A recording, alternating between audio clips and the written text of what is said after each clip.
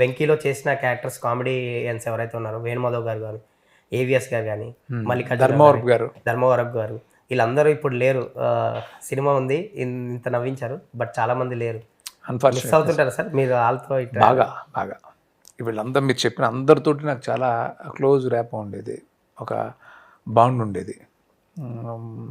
MS గారు కానీ, ధర్మవరపు గారు కానీ, ఏవిఎస్ గారు కానీ, మల్లికార్జునరావు గారు, శ్రీహరి, వేణుమాధవ్ వీళ్ళందరితోటి చాలా మంచి క్లోజ్ రిలేషన్ ఉండేది.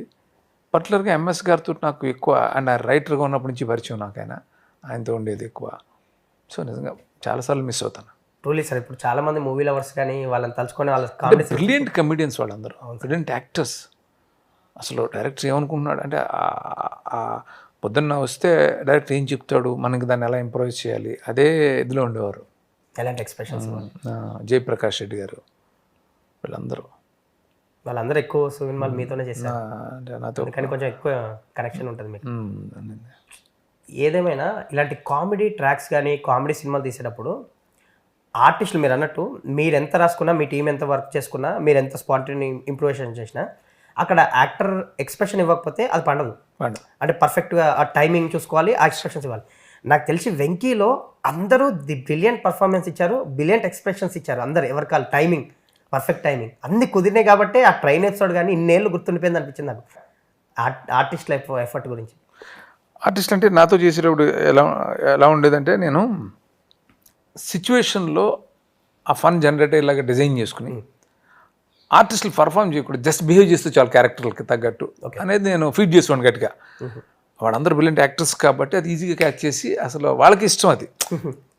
ఫోర్స్గా చేయడం కంటే కూడా రియల్గా బిహేవ్ చేయడం అనేది ఎవరిని ఇష్టపడతారు, అదే వాళ్ళు ఇష్టపడేవారు. అందుకని ఆ టైమింగ్ కానీ ఆ కట్ ఇలా రావాలి, ఆ టైంలో రావాలని నేను చెప్తే పాపం దాన్ని వాళ్ళు పట్టుకుని చేయటం ఇదంతా. సో నేను చెప్పడం, నువ్వు అన్నట్టు నేను చెప్పడంతో పాటు వాళ్ళు దాన్ని క్యాచ్ చేసి అందుకు వెళ్ళి ఎగ్జాక్ట్గా డైరెక్ట్ ఏమనుకుంటున్నాడు అది ఇవ్వటం వాళ్ళ గొప్పతనం. ఎస్పెషల్ ఎక్స్ప్రెషన్స్ ప్రతి బ్రహ్మానందం గారు, ఇప్పుడు మనం మాట్లాడుకున్నట్టు ఏవిఎస్ గారు, నాగరాజు గారు, వేణుమాధవ్ గారు కానీ ఒక్కళ్ళు కాదు, కృష్ణ భగవాన్ గారి ట్రాక్ కూడా అది హిలేరియస్గా బాగుతుంది.